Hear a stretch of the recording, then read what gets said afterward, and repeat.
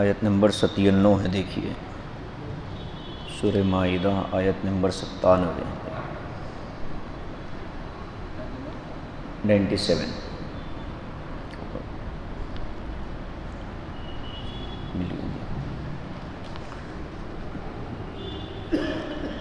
دیکھیے اعوذ باللہ من الشیطان الرجیم بسم اللہ الرحمن الرحیم جعل اللہ الکعبۃ البیت الحرام قیاما للناس والشہر الحرام والہدی والقلائد ذلك لتعلموا أن الله يعلم ما في السماوات وما في الأرض وأن الله بكل شيء عليم اعلموا أن الله شديد العقاب وأن الله غفور رحيم ما على الرسول إلا البلاغ والله يعلم ما تبدون وما تكتمون قل لا يستوي الخبيث والطيب ولو أعجبك كثرة الخبيث فاتقوا الله يا أولي الألباب لعلكم تفلحون۔ صدق اللہ العظیم۔ ترجمہ دیکھیے، جعل اللہ الکعبۃ البیت الحرام، اللہ تبارک و تعالی نے کعبہ جو کہ عظمت کا گھر ہے اس کو، اور والشہر الحرام عظمت والے مہینوں کو، والہدی حرم کی قربانی کو، والقلائد حرم کے لیے چھوڑے ہوئے جانوروں کو، اللہ تبارک و تعالی نے ان چار چیزوں کو انسانوں کے قائم رہنے کا ذریعہ بنایا ہے۔ ذالک لتعلموا ان اللہ یعلم ما فی السماوات وما فی الارض، یہ اس وجہ سے ہے کہ تم خوب جان لو کہ اللہ تبارک و تعالی وہ تمام چیزیں جو زمین میں ہیں اور وہ تمام چیزیں جو آسمان میں ہیں ان کا علم رکھنے والے ہیں۔ وَأَنَّ اللَّهَ بِكُلِّ شَيْءٍ عَلِيمٌ، اور یہ بھی کہ اللہ تبارک و تعالی ہر چیز سے خوب واقف ہیں۔ اعلموا ان اللہ شدید العقاب، خوب جان لو کہ بے شک اللہ تبارک و تعالی سخت سزا دینے والے، وَأَنَّ اللَّهَ غَفُورٌ رَحِيمٌ، اور یہ بھی جان لو کہ اللہ تبارک و تعالی بہت معاف کرنے والے، بہت رحم کرنے والے ہیں۔ ما علی الرسول الا البلاغ، رسول کے ذمے تو بات کا پہنچانا ہے۔ واللہ یعلم ما تبدون وما تکتمون، اور اللہ خوب جانتے ہیں جو باتیں تم ظاہر کرتے ہو اور جو باتیں تم چھپاتے ہو۔ قل، اے نبی آپ فرما دیجئے، لا یستوی الخبیث والطیب، پاک ناپاک اور پاک یہ دونوں برابر نہیں ہو سکتے۔ ولو اعجبک کثرت الخبیث، اگرچہ کہ ناپاک کی کثرت تم کو تعجب میں ڈالے۔ فاتقوا اللہ یا اولی الالباب لعلکم تفلحون، سو تم اللہ سے ڈرو اے عقل والو تاکہ کامیاب ہو جاؤ۔ یہ 4 آیتیں سورہ مائدہ کی اب 20 آیتیں باقی رہ گئی، 100 آیتیں الحمدللہ ہم نے تلاوت کی، اور بس 7ویں پارے کا 3 رکوع مکمل ہو گئے، کچھ آیتیں رہ گئی، اس کے بعد سورہ مائدہ مکمل ہو جائے گا۔ ان آیتوں میں اللہ تبارک و تعالی نے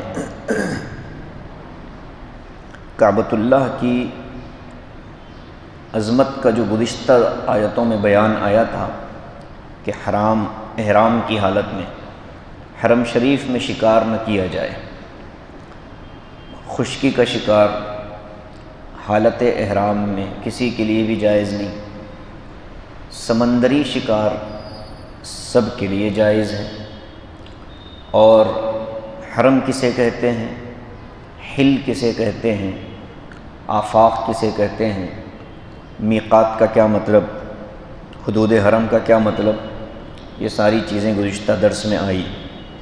درمیان میں اللہ تبارک و تعالی نے حلال و حرام کا بیان روک کر اپنی ایک نعمت کا اظہار فرماتے ہیں۔ وہ نعمت کیا ہے کہ کعبۃ اللہ اور کعبۃ اللہ سے متعلق اور 3 چیزیں، یہ ساری کی ساری انسانی دنیا کے قائم رہنے کا ذریعہ اللہ نے بنایا۔ کعبہ چوکور گھر کو کہتے ہیں جو نمایاں طور پر ابھرا ہوا ہوتا ہے۔ مکے میں کعبہ جس جگہ تعمیر ہوا وہ جگہ پورے مکے کے مقابلے میں نشیبی جگہ تھی، یعنی مکے کی دوسرے زمینیں اونچائی پر تھیں، کعبہ جس جگہ بنا تھا وہ نشیب میں بنا تھا۔ جو لوگ گئے ہیں وہ جانتے ہیں کہ جب آپ کسی بھی دروازے سے داخل ہوں گے، مطاف میں اترنا ہو تو مطاف کے لیے تقریباً 25 سے 30 سیڑھیاں ہم کو نیچے اترنا ہوتی ہے، تو وہ اسی وجہ سے کہ وہ زمین درمیان یعنی زمین سطح سے نیچے ہوتی ہے، لیکن کعبۃ اللہ کی جو عمارت بنی ہے وہ اسی نچلی زمین پر بہت اونچائی میں بنی ہے، تو جو چیز ابھری ہوئی ہوتی ہے اس کو کعبہ کہتے ہیں۔ انسان کے پیر میں ٹخنے کی ہڈی کو کعب کہتے ہیں۔ ٹخنے کی ہڈی جو ہوتی ہے باہری طرف سے، وہ ہڈی چونکہ ابھری ہوتی ہے اس کو بھی کعب کہتے ہیں۔ وضو میں کعبین کا لفظ آتا ہے کہ کعبین کو دھونا وضو کا حصہ ہے۔ تو ایک تو کعبۃ اللہ جو اللہ تبارک و تعالی نے حضرت ابراہیم علیہ السلام سے بھی پہلے بلکہ دنیا کی تخلیق سے ہزاروں سال پہلے اللہ تعالیٰ نے کعبۃ اللہ کی تعمیر کا حکم دیا فرشتوں کو، فرشتوں نے تعمیر کی۔ اس کے بعد پھر حضرت آدم علیہ السلام جب دنیا میں بھیجے گئے تو دنیا میں ایک ہی مکان تھا، اس کا نام تھا کعبہ۔ اس کو اللہ کا گھر کہا جاتا ہے۔ گھر کا مطلب یہ نہیں کہ وہاں کوئی رہتا ہے، گھر کا مطلب یہ ہے کہ وہ جگہ دیواروں اور چھت والی ہے، جو دیوار بھی ہیں اور چھت بھی ہو تو اس کو مکان کہتے ہیں، گھر کہتے ہیں۔ گھر کا یہ مطلب نہیں کہ وہاں کوئی رہتا اور بستا ہے۔ تو اس لیے یہ ذہن میں نہ ہو کہ کعبے میں اللہ ہوتا ہے۔ کعبے کو اللہ کا گھر نسبت کی وجہ سے کہا جاتا ہے کہ یہ ایک مقدس جگہ ہے، اللہ تبارک و تعالیٰ کے حکم سے بنایا گیا۔ کعبۃ اللہ کے بارے میں اس آیت کا پورا پس منظر یوں سمجھ لیجئے کہ کعبے سے انسانی دنیا قائم ہے۔ جب تک کعبہ ہے دنیا ہے، کعبہ جب اٹھا لیا جائے گا تو اللہ تعالیٰ دنیا کو بھی تہس نہس کر دے گا۔ حدیث میں آتا ہے کہ روئے زمین پر جب تک اللہ اللہ کہنے والے باقی ہیں تب تک قیامت نہیں آتی۔ وجہ اس کی یہی ہے کہ قیامت اللہ اللہ کہنے والے جب تک ہیں، جب تک حج ہوتا رہے گا، عمرہ ہوتا رہے گا، کعبۃ اللہ کا طواف ہوتا رہے گا، اور جب اللہ اللہ کرنے والے نہیں تو نہ عمرہ ہوگا، نہ حج ہوگا، نہ طواف ہوگا، لہٰذا کعبے کو اٹھا لیا جائے گا، اور جیسے ہی کعبہ اٹھے گا قیامت کا سور پھونک دیا جائے گا۔ تو کعبے میں حج کا رکنا ہمیشہ کے لیے، عارضی طور پر رکنا یا علیحدہ بحث ہے، ہمیشہ کے لیے رکنا کبھی نہیں ہوا۔ درمیان میں کوئی نہ کوئی حج کرتے رہتے ہیں، ایک آدھ بندہ بھی کر لے تو بہرحال وہ حج ہوتا ہے۔ کعبہ ایک ایسی جگہ ہے کہ جہاں سے پوری دنیا کے لوگوں کا دل جڑا ہوتا ہے۔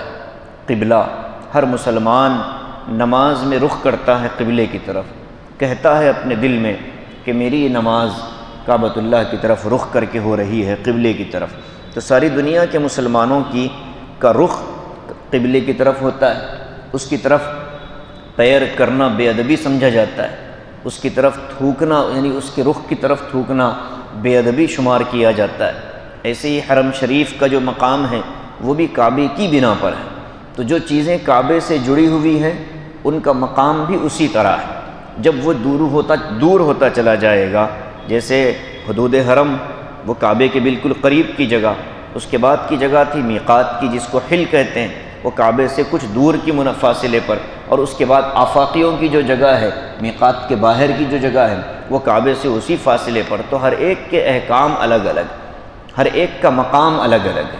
تو اصل مقصد ہے کعبے کی عظمت، کعبے کا احترام، کعبۃ اللہ کے مقام اور مرتبے کو سمجھنا اور لوگوں کے دلوں میں اس کی عظمت کو بٹھانا، یہ اس آیت کا منشا ہے۔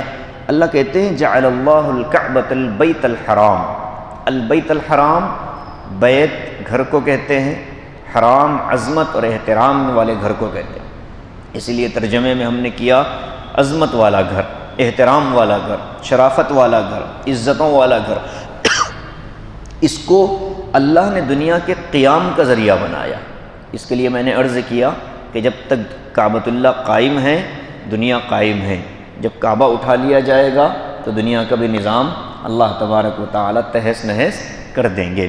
اسی لیے فرمایا کہ کعبۃ اللہ دنیا والوں کے بقا کا ذریعہ ہے، دنیا والوں کے وجود کا ذریعہ ہے۔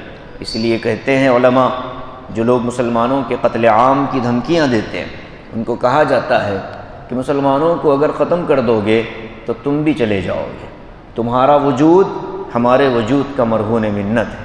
جب مسلمان باقی ہیں دنیا باقی ہے، جب مسلمان ختم تو دنیا بھی ختم ہو جائے گی۔ یہ اعتقاد ہے، ہمارا ایمان ہے، اور جب تک اللہ تبارک و تعالی دنیا کو چلانا ہے اللہ کو، تب تک مسلمان بھی باقی رہیں گے۔ جب دنیا کو ختم کرنا ہے تو پھر مسلمانوں کو بھی اللہ تبارک و تعالی اپنی طبعی موت کے ذریعے سے ختم فرما دے گا۔ اجتماعی ہلاکت کہ سارے مسلمانوں کا قتل عام کیا جائے گا، کوئی کتنا ہی بکواس کر لے، فیصلے تو اللہ تبارک و تعالی کے دربار سے صادر ہوتے ہیں۔ دوسری چیز ہے الشہر الحرام، احترام والے مہینے۔ احترام کے مہینے 4 تھے زمانے جاہلیت میں۔ پہلا مہینہ تھا رجب، دوسرا مہینہ تھا ذی قعد، تیسرا مہینہ تھا ذی الحج، چوتھا مہینہ تھا محرم الحرام۔ یہ ایک ساتھ 3 مہینے اور رجب کا 1 مہینہ، یہ 4 مہینے عظمت والے احترام والے مانے جاتے تھے۔ ہوتا کیا تھا، کعبۃ اللہ کے نام سے دشمن بھی دشمنوں پر ہاتھ اٹھاتے ہوئے ڈرتے تھے۔ کعبے سے متعلق کوئی چیز، عرب کی سرزمین ایک ایسی سرزمین ہے کہ جہاں کسی نے حکومت نہیں کی، لمبا عرصہ عرب پر ایسے گزرا، وہاں کوئی باضابطہ تہذیب یافتہ مہذب قوم حکمرانی نہیں کر سکتی، اس لیے کہ ایسی جاہل قوم تھی، اجڑ قوم تھی، لڑائی جھگڑا ان کی شرست اور ان کی فطرت میں داخل تھا۔ معمولی باتوں پر قتل و غارت گری ہوتی تھی۔ باپ مرتا تھا، اولاد کو قریب بلا کر کہتا کہ میری فلاں خاندان سے لڑائی ہے، میرے مرنے کے بعد اس لڑائی کو لڑائی رکھنا، صلح میں تبدیل مت کرنا۔ تو ایک ایک لڑائی، اور وہ لڑائی ہوتی کیوں تھی، دونوں کے جانور گئے گھاٹ پر پانی پینے کے لیے، تو پہلے کسی کے جانور نے پانی میں منہ ڈالا، تو اب جس کا جانور بعد میں منہ ڈالتا تھا وہ پہلے والے جانور کے مالک کو یا تو قتل کر دیتا یا اس سے فتنہ مچا دیتا۔ تو اس قدر جہالت اور جھگڑالو قوم تھی، اس قوم پر حکمرانی کے لیے کسی نے کوشش نہیں کی۔ اس زمانے کی 2 بڑی سپر پاور طاقتیں، رومن امپائر، پرشین امپائر، اتنی عظیم طاقتیں، ایک طرف قیصر روم تھا، دوسری طرف کسریٰ تھا، کسریٰ بادشاہ تھا جس کو خسرو پرویز جس کو کہتے ہیں۔ ان دونوں کی بھی یہ مجال نہیں ہوئی کہ عرب کو اپنی سلطنت کے اندر لیں، کیونکہ ان کی جہالت اور ان کے اجڑ پن سے خوب واقف تھے۔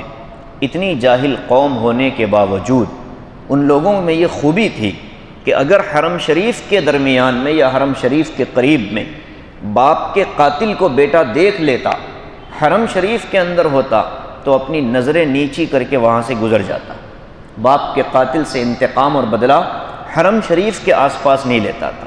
تو یہ بھی ان کی فطرت تھی، یہ بھی ان کا کمال تھا کہ جہالت کے باوجود، ہزار ناکامیوں کے باوجود، ہزار عیوب کے باوجود وہ اپنے آپ کو حرم شریف کے لیے مٹانے کے لیے تیار ہو جاتے تھے، حرم کا احترام اپنی ذات سے زیادہ کرتے تھے۔ یہ ایک خوبی تھی۔ دوسری خوبی یہ تھی کہ دنیا میں حرم شریف سے یعنی مکہ مکرمہ سے جو بھی قافلے جاتے ملک شام کی طرف یا یمن کی طرف، سردیوں میں ملک شام کا سفر ہوتا، گرمیوں میں یمن کا سفر ہوتا۔ اسی کو قرآن میں فرمایا لِإِيلَافِ قُرَيْشٍ إِيلَافِهِمْ رِحْلَةَ الشِّتَاءِ وَالصَّيْفِ، فرمایا کہ قریش کے لیے نرمی پیدا کر دی گئی لوگوں کے دلوں میں۔ وہ کون سی نرمی؟ ایلافہم، وہ نرمی رحلۃ الشتاء والصیف، سردی اور گرمی کے موسم میں جب وہ سفر کرتے ہیں تو لوگوں کے دلوں میں، یمن والوں کے دل میں بھی، شام والوں کے دل میں بھی، وہ دنیا بھر کے قافلے لوٹ لیا کرتے تھے، لیکن اگر مکے کا کوئی قافلہ ہوتا تو یہ لوگ اس کو لوٹنے کی ہمت نہیں کرتے، اس لیے کہ اس قافلے کی نسبت مکہ مکرمہ سے جڑی ہوئی۔ تو ڈاکوؤں کے دل میں بھی عظمت پائی جاتی تھی۔ تو اللہ تعالیٰ نے مقام احسان میں اس کو ذکر فرمایا اور کہا کہ رحلۃ الشتاء والصیف۔ اب اتنا اللہ نے کرم کیا، فَلْيَعْبُدُوا رَبَّ هَذَا الْبَيْتِ، تو اس پیدا کرنے والے رب کی طرف تم عبادت کے ساتھ جھک جاؤ، اس لیے کہ وہی رب ہے جس نے تمہیں یہ ساری سہولتیں بخشی۔ تو اس کو فرمایا کہ اللہ تبارک و تعالی نے تم پر احسان کیا۔ تیسری چیز، لڑائی ہو جاتی، جھگڑا ہو جاتا، لڑتے لڑتے مہینوں گزر جاتے، اچانک رجب کا چاند نظر آ جاتا تو دونوں طرف کے لڑنے والے اپنے ہتھیار روک لیتے، کہتے کہ اب لڑائی کا جھگڑا مسئلہ ختم، اس لیے کہ ابھی احترام والی چیز شروع ہو گئی۔ جیسے دو مسلمان آپس میں گالم گلوچ کر رہے ہو، اذان کی آواز آ جائے تو جیسے دونوں اپنی زبان روک لیتے ہیں کہ پہلے اذان ہونے دو پھر تمہیں دوبارہ گالیوں سے نوازوں گا، یہی حال ان کا تھا۔ جیسے ہی رجب کا چاند نظر آتا تو لڑائی رک جاتی، انتظار میں بیٹھے رہتے، جیسے ہی رجب ختم پھر قتل کرنے کے لیے تیار ہو جاتے۔ یہی حال ذیقعد، ذی الحج اور محرم کے مہینوں میں ہوتا تھا۔ تو ان میں بھی یہ خوبیاں تھیں۔ آگے جو فرمایا الہدیہ، حاجی احرام پہن کر اپنی قربانی کا جانور لے کر حرم شریف جاتا تھا۔ پہلے یہی نظام تھا، حضور بھی اپنے ساتھ اپنی قربانی کا جانور لے کر چلتے تھے۔ حدیبیہ جب پہنچے تو قربانی کے جانوروں کو آپ نے ذبح کا حکم دیا، احرام کھولنے کا حکم دیا۔ تو اس جانور کو جو حرم شریف میں قربانی کرنے کے لیے لے جایا جاتا ہے اس کو کہتے ہیں ہدیٌ۔ آگے فرمایا والہدیہ، ایک اور چیز ہے القلائد۔ بعض لوگ، اچھا اس کی ایک خصوصیت یہ بھی تھی کہ جو جانور حرم شریف کی قربانی کے لیے لے جایا جاتا، لوگ اس جانور کی بھی حفاظت کرتے تھے، جانور والے کی بھی حفاظت کرتے تھے کہ نہیں بھائی یہ جا رہا ہے حرم شریف، جانور پہنچانے دو، اپنی قربانی کرنے دو، واپسی میں اس کا حساب دیکھیں گے۔ تو حرم شریف کے نام سے جو جانور ہے اس کی وجہ سے جانور والے کی اللہ حفاظت کر رہا ہے۔ آگے فرماتے القلائد، قلائد کہتے ہیں وہ گلے میں پٹے ڈال کر اللہ کے نام پر حرم شریف کے لوگ جانور چھوڑ دیا کرتے تھے کہ اب یہ جانور اللہ کے نام پر ہے۔ اس کی بگڑی ہوئی شکل ہمارے اپنے ہاں علاقوں میں شروع ہوئی، نیاز کے بکرے، کہ کسی قبر والے کے نام پر چھوڑ دیا گیا کہ بھائی اب یہ بزرگ کے نام موصول ہو گیا، اب وہ گھومتا رہے گا دنیا بھر میں بدبو پھیلاتا ہوا، علاقوں میں گھومتا پھرتا ہے۔ تو یہ نیاز جو ہے حرم شریف کی ان جہالت والی رسموں میں سے ایک رسم ہے۔ آج بھی اللہ کے نام پر اگر جانور ذبح کرنا ہو تو بسم اللہ اللہ اکبر کہہ کر ذبح کر سکتے ہیں، لیکن اگر اس جانور پر کسی غیر اللہ کا نام لے لیا جائے، غیر اللہ کا نام لے لیا جائے، مطلب یہ ہے کہ جانور تو میں اللہ کے نام سے کاٹ رہا ہوں لیکن نیت یہ ہے کہ یہ جانور فلاں بابا کے نام پر ہم نے چھوڑ رکھا تھا، تو تو وہ جانور کا کھانا بھی حرام ہے، ناجائز ہے، اور اس کو جائز سمجھنا یہ شرک کو حلال سمجھنے کی وجہ سے ایمان کے لیے خطرہ۔ آگے فرماتے ہیں یہ چاروں چیزیں اللہ تبارک و تعالی نے تمہارے لیے احترام کی بنائی ہیں۔ کیا معلوم ہے اللہ تبارک و تعالی کے علم کی وسعتیں؟ فرماتے ہیں یہ اس لیے اللہ نے ساری چیزیں بیان کی کہ لِتَعْلَمُوا أَنَّ اللَّهَ يَعْلَمُ مَا فِي السَّمَاوَاتِ وَمَا فِي الْأَرْضِ، کہ تم خوب جان لو کہ اللہ تبارک و تعالی زمین اور آسمان کی ہر چیز کا علم رکھنے والے۔ عام انسان کو سمجھ نہیں آتا کہ کعبے سے دنیا کیسے قائم ہے، حکمت کیا ہے، مصلحت کیا ہے۔ اب اس مصلحت کا حقیقی علم اللہ تبارک و تعالی کے علاوہ کسی کے پاس نہیں۔ اللہ فرماتے ہیں وَأَنَّ اللَّهَ بِكُلِّ شَيْءٍ عَلِيمٌ، زمین و آسمان کا علم بھی ہے، اور اس کے علاوہ کائنات کی ہر چیز کا علم اللہ کے علاوہ کسی اور کو نہیں۔ کل کیا ہوگا اللہ جانتا ہے، کل انسان کیا کھائے گا اللہ جانتا ہے، اللہ کے علاوہ کسی اور کو یہ خزانہ اللہ نے نہیں دیا۔ فرماتے ہیں اعلموا ان اللہ شدید العقاب، ایک بات اللہ نے بیان کی، اس کے فوراً بات کہا کہ سمجھ لو اللہ سزا دینے والے بھی ہیں، سخت سزا دینے والے ہیں۔ ان چیزوں کو سننے کے باوجود اگر اللہ کی نافرمانی پر دل جری ہوتا ہے تو صاف سمجھ لو کہ اللہ سخت سزا دینے والے ہیں، اور اگر غلطی کر کے گناہ پر ندامت ہوتی ہو اور شرمندگی ہوتی ہو تو پھر یہی اللہ جو سزا دینے والے ہیں، یہی اللہ معاف کرنے والے اور رحم کرنے والے۔ ہمارے نبی نے جو پیغام تم تک پہنچایا وہ آپ کو عمل پر نہیں ڈالتے، پیغام کا پہنچانا نبی کا کام ہے۔ نبی رسول اللہ کی بات لاتے ہیں، لوگوں تک پہنچاتے ہیں، اس کے بعد وہ عمل کرے نہ کرے نبی کی کوئی ذمہ داری نہیں۔ فرماتے ہیں ما علی الرسول الا البلاغ، رسول کے ذمے تو بات کا پہنچانا ہے۔ واللہ یعلم ما تبدون وما تکتمون، اللہ خوب جانتا ہے جو چیزیں تم دل میں چھپا رہے ہو اور جو چیزیں تم زبان سے ظاہر کر رہے ہو۔ تمہاری ہر حرکت کا علم اللہ کو ہے، ہر خیال کا علم اللہ کو ہے۔ لہٰذا نبی کی بات کو سن کر کے اگر انکار کرنے کا ارادہ بھی کرو، اللہ جان لیتا ہے کہ رب العالمین نے جس رسول کو بھیجا اس رسول کی مخالفت ہو رہی۔ آگے فرماتے ہیں تھوڑی چیزیں دیکھ کر، کثرت کو، قلت کو، میجورٹی کو دیکھ کر کسی بھی چیز کے حق ہونے کو نہیں ناپا جا سکتا۔ اللہ فرماتا ہے قُلْ لَا يَسْتَوِي الْخَبِيثُ وَالطَّيِّبُ، اے نبی آپ اعلان کر دیجئے کیا کہ پاک اور ناپاک یہ دونوں برابر نہیں ہو سکتے، مومن اور کافر یہ دونوں برابر نہیں ہو سکتے، گناہگار اور نیکوکار یہ دونوں برابر نہیں ہو سکتے، اللہ کا فرما بردار اور نافرمان یہ دونوں برابر نہیں ہو سکتے۔ لا یستوی الخبیث والطیب، حرام اور حلال برابر نہیں ہو سکتے۔ اور آگے فرماتا ہے وَلَوْ أَعْجَبَكَ كَثْرَةُ الْخَبِيثِ، اگرچہ کہ ناپاک چیز بہت تم کو اچھی لگے۔ عام طور پر ہوتا ہے کہ ہم کسی انسان کو یہ کہیں کہ حرام چیزیں چھوڑو، حلال کی طرف آؤ، اللہ پاک نے اس میں برکتیں رکھی ہیں، تو دنیا میں حلال تو بہرحال تھوڑا ہے، حلال تھوڑا ہوتا ہے، حلال کے مقابلے میں حرام بہت کچھ نظر آتا ہے کہ بھئی ہم اگر اپنی سرکاری تنخواہ پر ہی زندگی گزاریں تو حالات اتنے ٹائٹ ہیں کہ گھر کا گزارا مشکل ہے، لہٰذا ہم یہ بھی لے لیتے ہیں، یہ بھی لے لیتے ہیں، یہ بھی لے لیتے ہیں۔ تو یہ جو درمیان میں وجہ آ رہی ہے، اس نفسیاتی کیفیت کو اللہ نے یہاں بیان کیا وَلَوْ أَعْجَبَكَ كَثْرَةُ الْخَبِيثِ، اگرچہ کہ تم کو حرام کا زیادہ ہونا اچھا لگے، لیکن بہرحال حلال ہی افضل ہوتا ہے۔ اب اس کی دنیاوی اخروی مصلحتیں تقریباً ہم جانتے ہیں، حلال کا 1 روپیہ حرام کے 1000 روپے سے زیادہ برکت والا ہوتا ہے۔ حلال کمائی کمانے والوں کو اللہ تبارک و تعالی ذہنی سکون عطا فرما دیتا ہے۔ حرام آمدنی میں ملوث ہونے والا، مبتلا ہونے والا جب کماتا ہے تب بھی بے قراری اور بے چینی کا شکار ہوتا ہے، جب کما لیتا ہے تب بھی بے قراری اور بے چینی کا شکار ہوتا ہے۔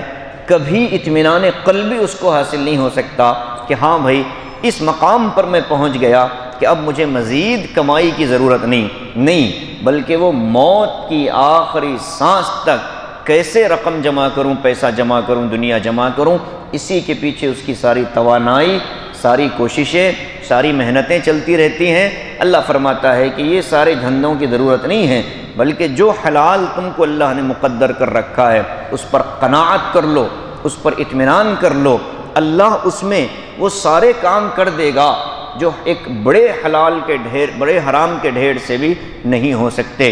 یہ ایک عجیب آیت ہے، مسلمانوں کو جوڑتی ہے کہ اگرچہ کہ تم کو لگتا ہے لاکھوں لوگ گناہ کر رہے ہیں، ہم اکیلے اگر نیکی پر چلیں گے تو کیا ہوگا؟ لا يستوی الخبیث والطیب ولو اعجبک کثرۃ الخبیث، لاکھوں لوگ اگر کسی گناہ کو کریں تو وہ گناہ نیکی تو نہیں بن جائے گی۔ اللہ نے کثرت کے ساتھ رہنے کا حکم نہیں دیا، فرمایا نیکوں کے ساتھ رہو، اچھوں کے ساتھ رہو، سچوں کے ساتھ رہو، اگرچہ کہ وہ تھوڑی تعداد میں کیوں نہ ہو۔ آج دنیا میں مسلمان زیادہ ہیں کہ غیر مسلم؟ اللہ کے فرما بردار زیادہ ہیں کہ نافرمان زیادہ ہیں؟ ظاہر ہے کہ اللہ کے نافرمان زیادہ ہیں، غیر مسلم زیادہ ہیں۔ تو اگر میجورٹی سچائی کی بنیاد ہوتی تو کیا کوئی مسلمان یہ کہہ سکتا ہے کہ اتنی بڑی تعداد میں غیر مسلم ہیں لہذا وہ صحیح ہے؟ نعوذ باللہ، کوئی نہیں کہہ پاتا۔ اس لیے کہ ہم خود جانتے ہیں کہ صحیح اور غلط کا فیصلہ اللہ تبارک و تعالیٰ کے دربار سے ہوتا ہے۔ اللہ نے فیصلہ کر دیا کہ تھوڑا ہو لیکن سچا ہو، صاف ہو، حلال ہو، طیب ہو، ایمان ہو، عقیدہ ہو، تھوڑا ہو اللہ تبارک و تعالیٰ عزتوں سے نوازے گا، کثیر ہو لیکن ناجائز ہو، حرام ہو، دھوکے کا ہو، جھوٹ کا ہو، خیانت کا ہو، کسی اور طرح سے آئے، یہ کتنا ہی دیکھنے میں نظر آئے۔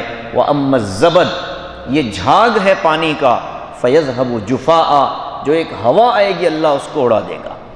کروڑوں روپے کمانے والوں کی غذا کبھی آپ جا کر دیکھیں، وہ 2 وقت کی روٹی بھی اپنے پیٹ کے لیے نہیں کھا پاتے، ان کے لیے الگ سے غذائیں تیار کی جاتی ہیں، ان کی نعمتوں سے ان کے گھر میں کام کرنے والے نوکر چاکر بہرور ہوتے رہتے ہیں، قیمتی گاڑیوں میں چلنے والے مجبور ہوتے ہیں ایک غریب ڈرائیور کے، قیمتی گھروں میں رہنے والے مجبور ہوتے ہیں ایک غریب واچ مین کے، اعلیٰ درجے کی غذا کھانے والے محتاج ہوتے ہیں ایک غریب باورچی کے۔ اللہ تعالیٰ نے اس کی نعمت کو اس کو کھلانے کا انتظام کیا، اللہ تعالیٰ اس کی گاڑی میں اس کو اس سے زیادہ وقت گزارنے کا موقع دیا۔ ڈرائیور جو جاتا ہے بڑے صاحب کی گاڑی میں تو ڈرائیور تو گاڑی میں بیٹھا رہتا ہے، صاحب سڑکوں پر گھومتے رہتے ہیں، سامان اس کا ہے، مال اس کا ہے، استفادہ اللہ پاک اس سے کرواتا ہے۔ تو یہ نظام ہے اللہ تبارک و تعالیٰ کا، آدمی کو جتنا ملے اس پر شکر ادا کرے قناعت کے ساتھ۔ اے اللہ آپ نے دیا، آپ کا شکر ہے، ہم تو اتنے کے بھی قابل نہیں تھے، ہم تو اتنے کے بھی حقدار نہیں تھے جتنا آپ نے دے دیا ہے، چاہے معاملہ علم کا ہو، عزتوں کا ہو، شہرتوں کا ہو، مقام اور رتبے کا ہو، یا پھر مال و دولت کا ہو۔ اللہ تبارک و تعالیٰ کے فیصلوں پر آدمی کو مطمئن ہونا چاہیے۔ قناعت کی دولت جس کو مل گئی اس کو دنیا بھر کی دولتیں مل گئیں، اور اگر حرص کسی کو آ گیا، لالچ کسی کو آ گیا، حل من مزید، حل من مزید، آقا نے فرمایا کہ لو کان لابن آدم وادیان من ذہب، اللہ اکبر، آقا نے فرمایا کہ لو کان لابن آدم وادیان من ذہب لابتغى ثالثا۔ آقا فرماتے ہیں کہ اگر کسی مومن کو، کسی انسان کو سونے کی 2 بڑی بڑی وادیاں دے دی جائیں، وادی کا مطلب دونوں پہاڑوں کے درمیان میں جو جگہ ہوتی ہے درہ، وہ سارا سونے سے بھر کر دیا جائے، تیسرے کی تلاش میں نکلے گا۔ یہ فطری چیز اللہ کے نبی نے بیان فرمائی۔ آگے فرمایا وَلَا يَمْلَأُ جَوْفَ ابْنِ آدَمَ إِلَّا التُّرَابُ، ایسے انسان کا پیٹ تو قبر کی مٹی سے بھرتا ہے۔ سکندر اعظم کے بارے میں آتا ہے کہ جب وہ مرنے لگا تو اس نے اپنے دوست، اپنے لوگوں سے کہا، وزراء سے کہا کہ جب میں مروں تو ایسا میرے ہاتھ میرے کفن سے باہر نکال کر رکھنا تاکہ دنیا والوں کو پتہ چلے۔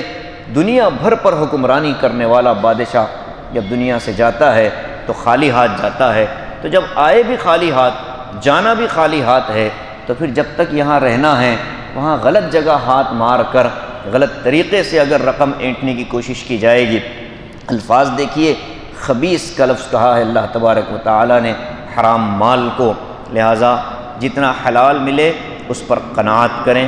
اس لیے ہماری فکر کوششیں ہو کہ حلال کمائی ہو، مشکوک آمدنی سے اپنے آپ کو بچانے کی کوشش کریں، ناجائز امور سے، ناجائز کاموں سے اپنے آپ کو بچانے کی کوشش کریں۔ اس سے زندگیوں میں بھی برکتیں ہوتی ہیں، خیر وجود میں آتا ہے، اللہ پاک بیماریوں سے بچاتا ہے۔ کیا فائدہ ہزاروں لاکھوں روپیے ہوں لیکن پھر بھی بیماریاں لگی ہوں، ایک چکر دواخانے کا لگ جائے تو ہزاروں روپے لگتے ہیں، تو پھر ایسی آمدنی کا فائدہ کیا؟ ایک امام ہے، ایک مؤذن ہے، 8-10 ہزار کی آمدنی ہے، الحمدللہ صبح ہوتی ہے شام ہوتی ہے، پتہ نہیں چلتا کیسے اس کے کام بن رہے ہیں، کیسے اس کی چیزیں ہو رہی ہیں۔ وہ ایک امام صاحب بہت زیادہ ہی موڈ میں آ گئے، خطیب صاحب، تو انہوں نے دعا مانگ دی، اے اللہ میری جتنی تنخواہ ہے مسجد کے صدر صاحب کی بھی، سارے مصلیوں کی، میرے سارے مقتدیوں کی آمدنی بھی اتنی کر دے۔ دعا مانگ رہے وہ خطبے میں، اب لوگ آمین کہتے ہوئے بھی ڈر رہے کہ فرشتہ اگر آمین کہہ دے ہمارے آمین کے ساتھ تو پھر ہماری بھی تنخواہ اتر جائے گی 12,000 تک۔ بڑے جذبے میں دعا مانگی انہوں نے، جبہ قبہ پہنے ماشاءاللہ ممبر پر کھڑے ہو کر دعا دے رہے ہیں۔ ہم نے تو یہ دعا مانگ لی ہے بھائی کہ اے اللہ جتنی آمدنی میری ہے اتنی ہی میری مسجد کے صدر صاحب کی بھی ہو جائے، سارے میرے پیچھے نماز پڑھنے والے مقتدیوں کی ہو جائے۔ اس کے بعد کہا کہو آمین، تو لوگوں نے آمین بھی نہیں کہا، ہنسنا شروع کیا۔ تو لیکن برکتیں ان کی زندگیوں میں زیادہ ہوتی ہیں، ان کی زندگیوں میں سکون بہت ملتا ہے ان کو، رات کی نیند بڑی پیاری ہوتی ہے، فجر میں اٹھنا ان کے لیے آسان ہوتا ہے، غیر ضروری جھنجھٹوں سے بچے رہتے ہیں، ایک اچھی لائف ہوتی ہے، گزارتے رہتے ہیں، وقت آنے پر خاموشی سے نکل لیتے ہیں، جھنجھٹ کچھ نہیں ہوتا، چھوڑ کر کچھ نہیں جاتے چونکہ ہوتا ہی نہیں کچھ ساتھ، ساری زندگی کرائے کے مکان میں گزار لیتے ہیں، ساری زندگی پرانی سائیکل اور پرانی گاڑی پہن کر استعمال کر کے گزار لیتے ہیں، 4-5 جوڑے ہوتے ہیں جو 5-10 سال تک ان کو کھینچ لیتے ہیں۔ اب تو حالت یہ ہے کہ رمضان میں لوگ کپڑے تو بنا دیتے ہیں، ہم نے تو ہر جگہ کہا کہ کپڑوں کے ساتھ کپڑے سینے کی فیس بھی رکھ دیں، اس لیے کہ مصیبت میں مبتلا کرنے سے تو اچھا نہیں، کپڑا دے دینا امام کو مصیبت میں ڈالنا ہے کہ وہ سلوائی کے 700 روپے کتنے لے رہے ہیں، 700 روپے سلوائی کے جو ہے وہ اپنی جیب سے لگاوے، تو یہ بھی رقم اس میں ڈال دی جائے تاکہ ان کو سہولت ہو۔ تو عقیدت کے اظہار کا بھی ایک طریقہ ہوتا ہے، اس کو بھی ہم کو سیکھنا ہے۔ تو اللہ تعالیٰ نے آخری جو آیت فرمائی ہے کہ حلال اور حرام میں کمی اور زیادتی کو نہ دیکھو، تھوڑا ہے حلال ہے راضی ہو جاؤ، زیادہ ہے حرام ہے اس کو لات مار دو، دھتکار دو، کوئی ضرورت نہیں ہے، اس لیے کہ وہ خبیث ہے، اور یہ حلال جو تھوڑا ہے یہ طیب ہے۔ اور اللہ تبارک و تعالیٰ کے بارے میں آقا نے فرمایا ان اللہ طیب، اللہ تعالیٰ خود بھی طیب ہیں اور طیب مال ہی کو پسند فرماتے ہیں۔ صدقہ دینے کے اندر بھی حلال مال سے صدقہ قبول ہوتا ہے، لوگ رشوت اس نیت سے لیتے ہیں کہ یہاں سے لے کر کے اس کو دے دیں گے، غریبوں میں بانٹ دیں گے، تو یہ اجازت نہیں ہے۔ جتنے مکلف ہیں اتنا آدمی کام کرے، اپنی جائز حلال آمدنی سے جو ہو سکتا ہے وہ غربا میں دے دے، نہیں ہو سکتا اللہ سے معافی مانگے اور ان کے حق میں دعا کرے کہ بھائی میرے پاس آپ کو دینے کے لیے تو کچھ نہیں، البتہ میں آپ کے حق میں دعا کر دیتا ہوں کہ اللہ تعالیٰ آپ کے مسائل کو حل فرمائے۔ آخری جملہ فرمایا فاتقوا اللہ یا اولی الالباب، اے عقل مند لوگو اللہ سے ڈرو۔ حلال اور حرام کی تفصیلی گفتگو کے بعد اللہ فرماتے ہیں اے عقل مند لوگو، یعنی اب تو بھائی اتنی باتیں سننے کے بعد تو ایک عقل مند آدمی حرام کی طرف نہیں جائے گا، تو کہتے ہیں اللہ سے ڈرو تاکہ تم کامیاب ہو جاؤ۔ حرام مال انسان کے لیے بہرحال ناکامی ہے، حلال انسان کے لیے کامیابی کا ذریعہ ہے۔ 3 رکوع 7ویں پارے کے الحمدللہ مکمل ہوئے۔ اللہ تعالی ہمیں اپنے مقامات مقدسہ کی عظمت، ان کا احترام دلوں میں رکھنے پیدا کرنے کی توفیق عطا فرمائے، اور حرام آمدنی سے ہم سب کو اللہ بچائے، حلال کی فکریں اور حلال کے لیے راستے اللہ ہمارے لیے کھول دے۔ آمین وآخر دعوانا ان الحمدللہ رب العالمین۔